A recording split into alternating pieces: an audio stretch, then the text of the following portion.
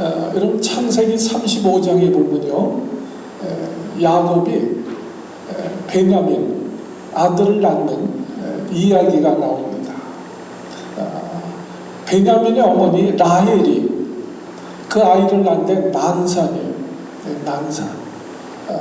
옛날에는요, 저희 시골 교회도 보니까 아이 낳다가 참 세상을 떠나는 어머니들이 많아요.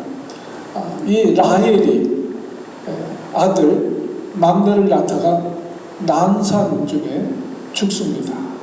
아이는 낳는데 그 어머니 라헬은 죽습니다. 너무너무 고통하고 시달리잖아요. 계속 진통하다가 결국 계속 그 어머니 라헬이 죽으면서 유언을 합니다. 이 아들 이름을 베난이라고 해달라. 베난이. 이 막내 아들 이름을 누구요? 베난이라고 해달라. 베난이라 하는 그 뜻은요, 히브리어로 슬픔의 아들이다. 정말 고통의 아들이다. 그런 뜻이 있습니다. 정말 낳다가 어머니가 죽고, 정말 야곱에게 있어서 정말 사랑하던 라헬인데, 여러분 라헬을 얼마나 사랑했습니까? 야곱이 14년 종로로 타고 얻은 아내가 라헬이에요. 그렇게 사랑하던 아내가 이 아이 때문에 죽은 거예요. 그러니까 얼마나 슬프겠어요. 얼마나 고통이겠어요.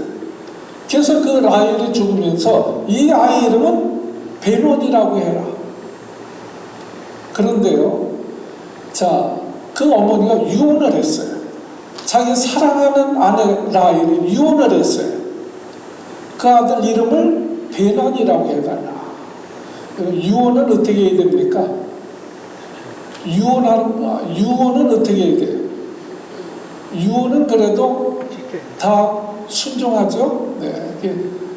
그 밤낮 거역하던 청개구리도 그 아버지가 죽으면서 유언하니까 그거는 순종한대잖아요. 그 라헬이 죽으면서 유언을 했어요. 베논이라고 해달라. 그러면 야곱이 그 따라야 돼요, 말아야 돼요? 따라야 돼요. 그러나 야곱은 그 아들 이름을 베논이라 하지 않냐고 베냐민이라고 짓습니다. 이 아들은 베노니아가 아니고 베냐민이다. 베냐민이라는 말은 오른손이라는 뜻이에요. 남쪽의 지역을 확보하는 힘 있는 아들이다. 그래서 남쪽이라는 뜻도 있고요. 남쪽을 지배한다. 또 오른손이다. 이름을 베논이라 하지 않냐고 베냐민이라고 짓습니다. 그래서 이 아들이 야곱의 12번째 아들이 되어집니다. 한 아이지만 어머니가 볼 때는 베논이었지만 야곱은 베논이라고 부르지 않냐고 베냐민이라고 했습니다. 여러분, 미국의 심리학자 셀리그먼 교수가 그런 얘기를 했습니다. 어떤 개인을 볼 때 부정적인 요소도 있고 긍정적인 요소가 있잖아요. 누구에게나 다 마찬가지예요. 목사님들도 긍정적인 면이 있고 부정적인 면이 있는 거예요. 그럴 때 우리가 긍정적인 그 요소에 주목하면 그 사람이 더욱 성공할 확률이 많고 행복할 수 있다. 여러분, 사람을 볼 때 긍정적으로 보라는 거야. 긍정적인 요소로. 그래서 베논이로 부르지 않고 베냐민으로 불렸던 이유가 거기 있습니다. 야곱은 그것을 아는 사람. 그 말 한마디라도 소홀히 생각하면 안 된다는 것을 아는 것이 야곱입니다. 하나님을 체험하면서. 그래서 이 아이가 정말 고통 가운데 왔지만, 우리에게 고통을 줬지만 고통의 아들이 아니고 정말 하나님이 붙잡아 주시고 오른손을 붙잡으면 얼마나 능력이 있겠어요. 오른손과 같은 아들이다. 그게 베냐민이라고 부르게 되어진 것입니다. 이런 우리 가정에서나 교회에서도 우리 사람을 볼 때 긍정적인 면으로 보라는 거예요. 안 좋은 면으로 보지 말고 좀 긍정적인 면으로. 여러분 퀴즈 하나 드릴게 한번 알면 맞춰보세요. 성도들 중에. 여러분 우리나라 최초의 교회 이름이 뭡니까? 우리나라 최초의 교회 소래교회. 무슨 교회? 소래. 황해도에 있습니다. 백령도에서 이렇게 바라본 황해도거든요. 거기에 최초의 교회가 세워집니다. 그 교회는요, 인삼 장사, 만주로 인삼 팔러 다니던 장사 서상륜이라 하는 분에 의해서 초가집에서 교회를 시작해 부흥해가지고 기아집으로 바뀝니다. 그래서 그 기아집 모형의 교회를 총신대에 이제 지어놨다고 그래요. 저는 가보지는 않았지만. 우리나라 최초의 교회는 소래교회다. 여러분 유럽의 최초의 교회는 무슨 교회? 알 수가 없죠. 그래도 눈치 빠른 분들은 알 텐데. 지금 성경이 뭐예요? 성경책이 뭐예요? 빌립보. 지금 빌립보 교회에 보낸 편지거든요. 유럽 최초의 교회는 무슨 교회다? 아이고 잘하시네. 유럽 최초의 교회는 우리가 그 정도는 알아두셔야 돼요. 사도 바울이 2차 전도 여행을 통해서 세운 교회인데요. 거기서는 누가 중심이 됐어요? 여러분 우리나라 소래교회는 인삼장사 서상륜이 중심이 되어서 그 외갓집에서 시작한 교회고, 빌립보 교회는요 자주장사 루디아의 집에서 시작된 교회가 빌립보 교회입니다. 그러니까 빌립보 교회는 그 자주장사 루디아가 중심이 됐으니까 여성 주도의 교회예요. 그러니까 여성 그 주도의 교회에 장단점이 있죠. 장점은 뭡니까? 여성스러운 거예요. 따스하고 사랑이 넘칩니다. 정말 빌립보 교회는 사랑이 넘치는 교회예요. 사랑이 넘치는 교회입니다. 그래서 사도 바울이요, 저 멀리 감옥에 갇혀 있지만 그를 위해서 도울 뿐 아니라 물질적으로도 도와주고 사람을 보내서도 도와주고 끝까지 그렇게 사도 바울을 돕습니다. 여러분 그런 교회가 어디 있어요? 목사가 떠나면 그만이지. 감옥에 갇혔는데도 빌립보 교회는 계속 기도로 돕고 물질로 돕고 돕는 거예요. 그러니까 오늘 성경에 보면 사도 바울이 1절에 보세요. 1절에 보면 그래서 나의 사랑하고 사모하는 형제들, 정말 얼마나 사랑이 넘쳐요. 우리가 어려울 때 돕는 것이 사랑 아니에요? 우리가 어려울 때 도울 때 그 사랑이 얼마나 큽니까? 저는 사도 바울의 입장에서 보면 정말 나의 사랑하고 사모하는 형제들이다. 나의 기쁨이요 면류관이 사랑하는 자들아, 이렇게 말씀해요. 사랑하는 자들아, 너희가 주 안에 서라. 주 안에 서라. 우리 번은 그렇게 되어 있지만 여기 서라 하면 굳건히 서라. 그렇게 말씀을 하고 있는 것입니다. 자, 그러면 여성 주도의 교회의 단점은 뭡니까? 여성들의 단점은 뭐냐? 시기 질투가 많아. 시기 질투가 많아요. 그래서 항상 분쟁의 씨앗이 됩니다. 오늘 여기 보면 2절에 우리 성경 보면 2절에 나와 있죠. 유오디아와 순두계, 뭐 집사라 그럴까요? 그냥 쉽게 유집사하고 순집사하고 나와요. 근데 이게 늘 불화해. 서로 얼굴도 마주치지 않아. 근데 순집사 이름이 뭐라고요? 순두계. 전 이분 이름 부르려면 뭐 순두부가 자꾸 생각이 나가지고 순두계. 순두계라는 뜻은요, 즐거운 사이다, 좋은 사이다, 그런 뜻이야. 이름이나 바꾸지. 이름은 좋은 사이, 순두계인데 이 유오디아가 항상 서로 이제 분쟁, 불화가 있는 그런 관계였습니다. 그러니까 둘이 얼굴도 마주치지 않아. 교회 같은 교회 다니면서 늘 불화해. 그러니까 교회 내적으로도 분위기가 안 좋은 거야. 외적으로도 분위기가 안 좋은 거야. 그래서 오늘 성경에 보면 사도 바울이 직접 이름을 대면서 야 유집사, 순집사, 너희들 좀 마음을 싸우지 말고 같은 마음을 품어라. 좀 한 마음이 되어져라. 오늘 그것이 오늘 주된 포인트의 말씀에 너희가 같은 마음을 품어라.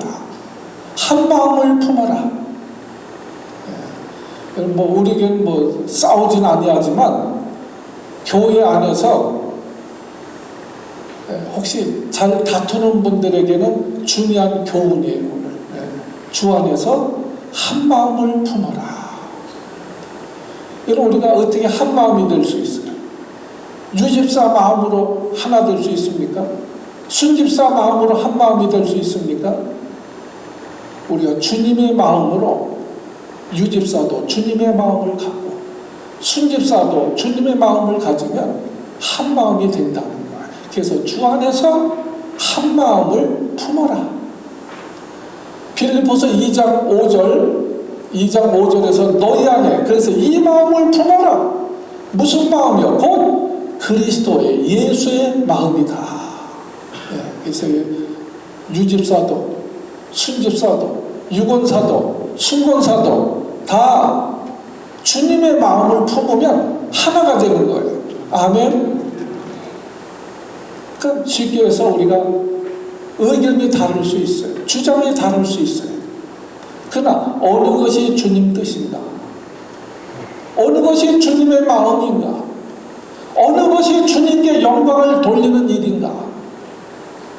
그것을 생각하면 한 마음, 같은 마음이 될 수 있다. 아멘. 그래서 고린도전서 10장 23절에 보면 31절에 보면 너희가 무엇을 어떻게 먹든지 마시든지 무엇을 하든지 하나님의 영광을 위하여 하라. 의견이 다를 때 어떻게 하면 돼? 어느 것이 하나님 앞에 영광이 되겠는가? 어느 것이 주님이 기뻐하신 일인가? 그래서 그 마음으로 하나가 되어지라는 거예요. 여러분 고린도전서 10장 23절에 이라는 말씀이 있어요. 모든 것이 가하나 모든 것이 유익한 것이 아니고 모든 것이 가하나 모든 것이 덕을 세우는 것이 아니다. 누구나요 내 주장 내세울 수 있어요. 그렇죠? 어떤 일로 우리가 싸울 수도 있어요. 그러나 우리가 무슨 일을 할 수도 있지만 그것이 다 유익이 되어지는 것은 아니다. 그것이 다 덕이 되는 것은 아니다. 살다가 화날 수도 있어요. 그렇다고 교회 와서까지 막 화를 내고 막 성질을 피고 성질이라고 해서 죄송해요. 그러면 되겠어요? 화나면 화낼 수도 있죠. 사람 성질 낼 수도 있죠. 그러나 그렇게 해서 누가 유익이 있느냐 이 말이에요. 그게 누가 덕이 있느냐 이 말이에요. 그러니까 모든 것이 가하나 다 유익한 것이 아니고 모든 것이 가하나 그러나 모든 것이 덕을 세우는 것은 아니다. 가정이나 교회나 마찬가지입니다. 그래서 우리가 2장 할 때 말씀을 드렸잖아요. 아무 일이든지 다툼으로 하지 마라. 분명합니다. 아무 일을 하든지 다툼으로 하지 마라. 싸우면서는 하지 말라는 거예요. 하지 말아라. 싸우면서 해가지고 무슨 유익이 있겠어요? 무슨 덕이 되겠습니까? 여러분 부부가 싸우면 누구에게 유익이 있겠어요? 자식들이 유익합니까? 내 인생에 유익이 있습니까? 그러니까 다투면서는 아무 일도 하지 마라. 또 2장 14절에 보면요, 우리 한 말씀이지만 모든 일에 원망과 시비가 없이 해라. 어떤 일이든지 원망하고 시비하는 일을 하지 말라는 거예요. 우리가 늘 화목해야 됩니다. 하나님 앞에 영광이 되어야 됩니다. 그래야 덕이 되고 유익이 되어진다는 거예요. 여러분, 그래서 우리 그 한문에 가와만사성이라고 있죠. 가와만사성. 그 뭐예요? 집안이 화목해야 다 잘 된다는 거예요. 가와만사성. 가정이 화목해야 모든 것이 다 잘 된다. 그 화목하려면 어떻게 해야 돼? 거기 따라오는 한문이 같이 따라오는 것이 소문, 만복례입니다. 소문, 미소소자에다 문에 웃는 몸으로 만복례, 만복이 들어온다. 웃는 입을 통해서 만복이 들어온다는 거예요. 화목하려면 어떻게 해야 되느냐? 사람들이 웃어야 된다는 거예요. 웃어야 된다. 여유를 가지고. 여러분 좀 웃으세요. 웃어야 만복이 온다는 거예요. 소문, 웃는 문으로 만복례, 만 가지 복이 들어온다. 성경 말씀이랑 똑같아요. 그래서 성경이 뭐라고 했어요? 항상 어떻게 하라? 항상 기뻐해라. 항상 기뻐하라는 거예요. 여러분, 우리가 화목할 때 화목하기 위해서 여유가 있고 웃음이 있어야 돼요. 네. 그래서 어떤 일이든지 원망과 시비로 하지 말아라. 여러분, 교회는요, 교회의 주인은 주님이십니다.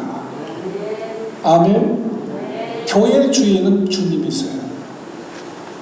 뭐 목사 뜻대로 하는 것이 아니고요, 장로 뜻대로 해서도 안 되고요, 유권사 뜻대로 해서도 안 되고, 순권사 뜻대로 해서도 안 돼요. 교회의 주인은 주님이세요. 주님 뜻대로 해야 합니다.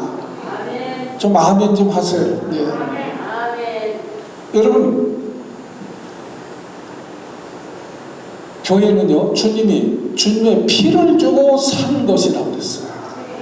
그래서 에베소 1장 23절은 교회는 그의 몸이다. 주님의 피 흘리고 사신 교회. 그래서 교회는 주님의 몸이다. 에베소 5장 23절에는 남편이 아내의 머리된과 같이 주님은 교회의 머리가 되신다. 그러니까 주님 마음대로 돼야지 내 마음대로 하려고 하면 안 된다는 거야. 그래서 늘 기도하면서 말씀을 묵상하면서 주님의 머리가 되시게 해야지, 주님 뜻대로 해야지. 그래서 우리가 주 안에서 한 마음이 되어지라는 거예요. 주님 안에서 한 마음이 되어져라. 여러분, 그래서 교회는 주님의 몸이고 교회의 머리가 주님이 되시기 때문에 항상 교회는 주님을 높여야 됩니다. 주님의 영광을 받으셔야 됩니다. 믿으시면 큰 소리 아멘 합시다. 그러니까 우리가 그 주님 안에서 하나가 되어야 된다. 한 마음을 가져야 된다는 거예요. 주 안에서, 그 주님의 진리 안에서 정말 주님의 영광을 위해서 너희는 한 마음을 품어라. 아멘. 교회에서 늘 한 마음을 품기를 바랍니다. 두 번째는요, 3절 말씀에 보면 또 참으로 나와 멍에를 같이 한 내게 구하노니, 내게 구한다. 뭘 구해? 복음에 나와 함께 힘쓰던 저 여인들을 돕고, 또한 클레멘드와 그 후에 나의 동역자들을 도우라. 도우라. 이렇게 말씀하셨어요. 복음을 위해서 일하는 자들을 도우라. 사역하는 자들, 봉사하는 자들을 위해서 도우라. 명령형으로 되어 있습니다. 여러분, 우리 가정일이든 교회 일이든 서로 도와야 돼. 서로 도와야 돼. 네. 우리가 어떻게 돕습니까? 첫째는요, 위로와 격려의 말로 도와야 돼.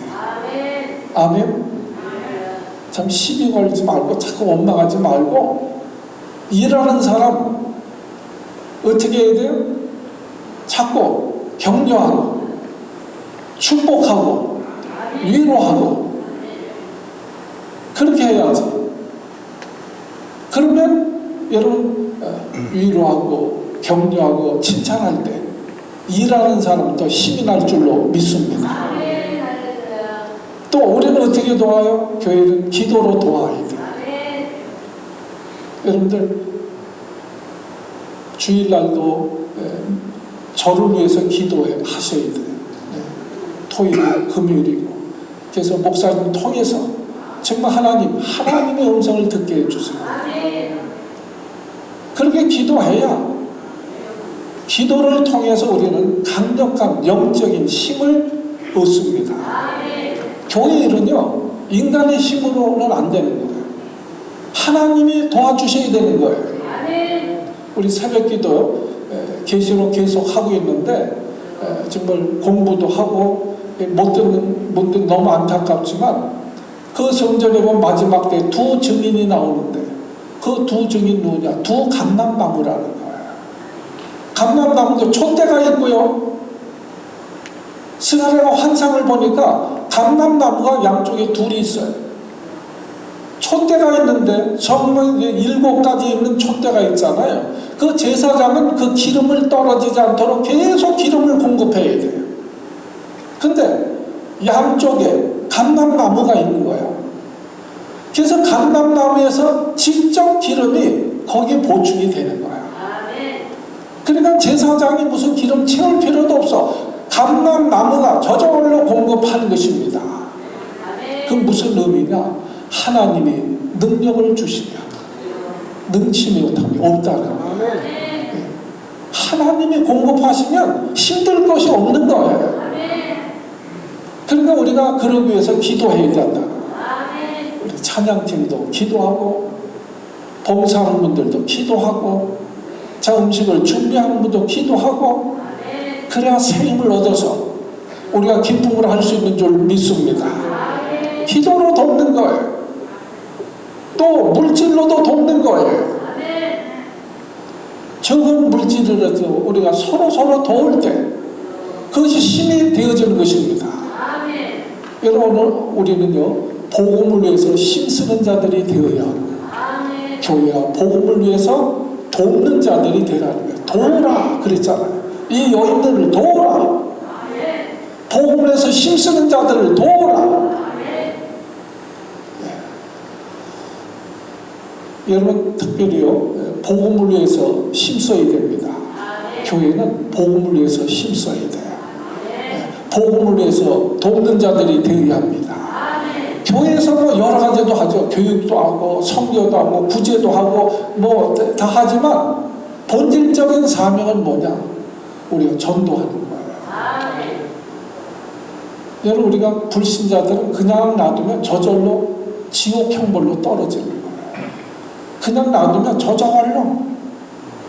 그러니까 우리가 가서 그들에게 복음을 전해야 됩니다. 예수님은 강권해서라도 채우라고 그러잖아요. 여러분 우리 주변에 내 사랑하는 가족이나 친구가 있으면 정말 지옥을 믿는다면 어떻게 전도하지 않습니까? 예수님은 강권해서라도 멱살을 잡아 끌어서라도 주님의 집을 채우라는 거예요. 주님께 나오게 하라는 거예요. 여러분 교회에서 지옥 갈 영혼들을 구원하지 않으면 누가 구원하겠습니까? 성도들이 전도하지 않으면 누가 전도하겠습니까? 그러니까 마지막 사명을 우리 믿는 자들에게 주신 거예요. 어떤 목사님 간증 들으니까 그분은 또 스님 전도받고 왔더라고. 그래서 결국에 목사님이 된 분도 있어요. 흑의사. 뭐 그런 특별한 케이스죠. 여러분 우리는 오늘 여기 말씀은 도우라니, 돕는 자가 되라. 아멘. 갈라디아서 6장 2절에 보면 이렇게 말씀해요. 너희가 짐을 서로 지라. 그리하여 그리스도의 법을 성취하라. 갈라디아서 6장 2절 말씀에 너희가 짐을 서로 지라. 근데 여기 짐은요, 큰 짐을 말합니다. 원인 단 큰, 혼자서는 질 수 없는 짐을 말합니다. 그것을 서로 짊어져라. 그것이 그리스도의 법을 이루는 것이다. 그래서 우리가 혼자 할 수 없어도 여럿이 힘을 합치면 할 수 있잖아요. 교회는요, 혼자 하는 것이 아니에요. 교회는 여럿이 힘을 합쳐야 교회가 세워지는 것입니다. 서로 짐을 나누어 지라. 그것이 사랑입니다. 서로 짐을 같이 나누어 지는 거예요. 그게 사랑입니다. 그게 그리스도의 법입니다. 그리스도의 법은 사랑의 법이에요. 자, 그럼 왜 같은 마음을 품어야 됩니까? 여러분, 역사적으로 보면요, 교회가 엄청난 핍박과 환난을 당할 때가 많아요. 그러나 외부적인 그런 환난과 핍박을 인해 가지고 교회가 무너진 역사는 없습니다. 오히려 환난과 핍박이 오면 교회들이 더 똘똘 뭉치게 돼요. 더 기도하게 되어지고요. 교회의 가장 큰 문제는 뭐냐? 내부의 분열입니다. 다투고 싸우는 거예요. 여러분, 싸움이 일어나면요, 교회는 순식간에 무너집니다. 그럼 교회는요, 교회도 그렇고 이 세우는 데는 수십 년, 수백 년이 걸리는 거예요. 그러나 무너지는 것은 하루아침에도 무너집니다. 우리 교회가 10년 뒤에 넘었지만 호안튠빌에 있을 때만 해도 LA 어느 게 800명이 모였어요. 교회를 만든 거예요. 근데 지금은 그 교회가 없어졌습니다. 분란이 일어날 때 없어졌어요. 여러분, 작년만 해도 300명이 모이던 교회가 1년 동안 싸우다 보니까 지금 20명 남았어요. 교회도 있고 시설도 좋아요. 근데 분쟁이 일어나니까 순식간에 무너지더라고요. 오늘 이 빌립보 교회는요, 두 여인이 분열하는 거예요. 서로 말을 섞지 않아. 서로 얼굴 마주치지 않아. 혹시 우리에게 그런 분들 안 계세요? 어느 집안은 또 부부끼리도 얼굴을 맞대지 않더라고. 그래서 부부의 대화가 뭐냐 그러니까 부부가 대놓고 화내는 것이 대화다. 대놓고 화. 부부간에도 안 보고 말 섞지 않으면 그게 분열이죠. 교회도 마찬가지예요. 여러분, 그런 태도로 예배가 바로 되겠어요? 기도가 되겠어요? 다 막히는 것이죠. 여러분, 교회가 싸우면 전도가 되겠어요? 전도의 길이 막히는 것이죠. 그러므로 가정도 그렇고 교회도 그렇고 어떻게 해야 돼요? 화목해야 돼요. 가와만사상. 화목해야 돼요. 화목해야 됩니다. 다 아멘 할 때까지 할 거니까. 가정도 교회도 화목해야 됩니다. 그래야 복을 받는 거예요. 여러분, 한 마음을 품다. 같은 마음을 품으라. 여기 한 마음을 품다는 의미는요, 소 두 마리가 멍에를 같이 맨다는 거예요. 한 멍에를 같이 매는 거. 그래서 3절에 보면요, 또 참으로 나와 멍에를 같이 한 내게 구하노니, 나와 멍에를 같이 한 내게 구하노니. 여러분, 중동 지역에서는, 우리 한국에서는 밥가리 할 때 소 한 마리가 끌지만 중동 지역에서는 반드시 두 마리가 끕니다. 그 두 마리가 멍에를 같이 메고 두 마리가 그 이제 쟁기질을 하는 거예요. 근데 한 마리는 천천히 가고 한 마리는 빨리 가면 그게 갈라지겠어요? 한 마리는 오른쪽으로 가려고 한 마리는 왼쪽으로 가려면 가겠어요? 그러니까 한 마음 한 뜻이 되어야 돼요.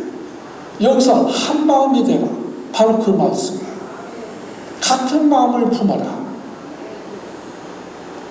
같은 마음을 품지 않으면 한 마리는 저리 가고 한 마리는 이리 가면 어떻게 되겠어요? 두 마리 다 무너지는 거예요. 여러분 다툼은요 누가 좋아하겠어요?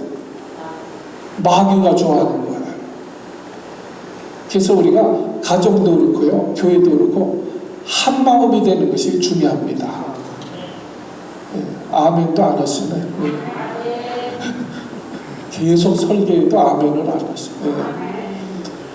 한 마음은 어떻게? 주 안에서 항상 주 안에서 주님께 초점을 맞추면 하나가 될 수 있다는 거예요. 형제 간에 싸우면 누구 마음이 아파요? 부모 마음이 아픈 거예요. 성도들이 싸우면 누구 마음이 아프겠어요? 목사님 마음도 아파요. 근데 하나님 마음이 아프시죠.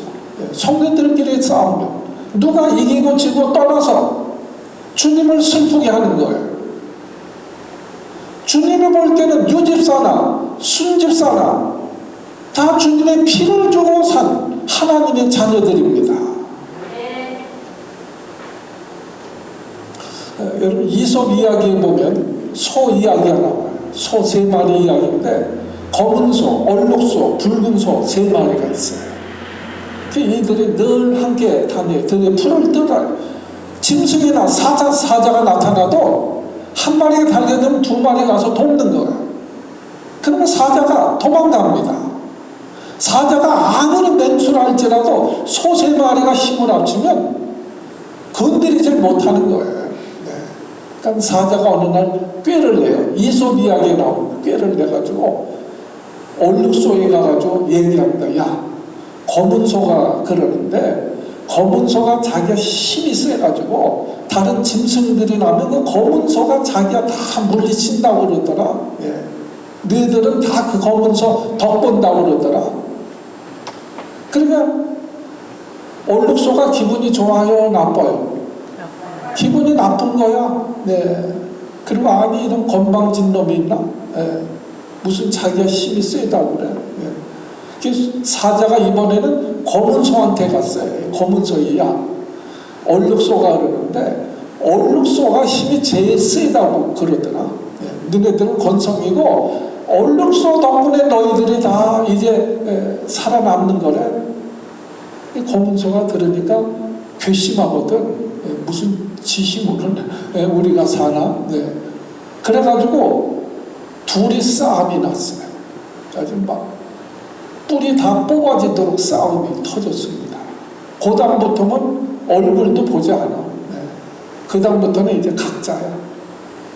그러다가 한 마리씩 사자에게 다 잡혀 먹었대. 그것이 이솝 이야기입니다. 여러분 거기서 우리에게 주는 교훈이 뭡니까? 교훈이 뭐예요? 여러분 우리 가운데는 이기심, 욕심, 시기심 여러분 이런 것을 절제하지 아니하면요 어디서든지 싸움이 일어납니다. 그래서 성경이 뭐라고 그랬느냐? 만일 갈라디아서 5장 15절 만일 서로 물고 먹으면 피차 멸망할까 조심해라. 피차 멸망할까 조심해라. 가정이든 교회든 국가든 서로 물고 싸우면 누가 이기는 거예요? 피차 망한다. 부부가 피 터지게 싸워. 그럼 누가 이기는 거야? 피차 망하는 거야. 교회가 이 유집사, 유권사라고 그럴까요? 유권사, 순권사 막 피 터지게 싸워. 누가 이기는 거야? 피차 망한다. 유권사 나중에 장로 됐다고 그러죠. 유장로하고 순장로하고 싸우면 누가 이기겠어요? 피차 망한다는 거예요. 그러니까 한 마음이 되어서 서로 도우라. 오늘 3절 말씀은 굉장히 간절한 말씀입니다. 그래서 내게 구하노니 그랬어요. 내게 구한다. 이 말은 정말 간절히 부탁한다. 정말 간절히 부탁하는데 너희는 복음이나 교회 일 때문에 싸우지 말고 한 마음이 되어서 서로 도와라. 결론 그 얘기예요. 항상 무슨 일 할 때 싸우지 말고 한 마음이 되어서 주 안에서 서로 돕는 자가 되라. 여러분, 우리 제가 부탁드립니다. 우리 늘 한 마음이 되어서 우리 서로 도울 수 있기를 바랍니다. 여러분, 한 숟가락 그게 무슨 목에 힘이 되겠어요. 그러나 십시일반이라고 그러죠. 십시일반. 한 숟가락이지만 10사람이 한 숟가락씩 먹으니까 한 사람이 충분히 먹더라. 그 얘기 십시일반. 적은 것이지만 한 숟가락씩 떴지만 작은 것이지만 10사람이 합치니까 한 사람이 충분히 먹더라. 그게 십시일반이에요. 네.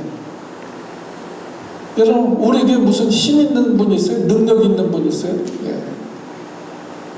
다 연약하죠. 그러나 십시일반, 연약해도 우리가 서로 협력하고 도우면 큰 힘이 일어나는 줄 믿습니다.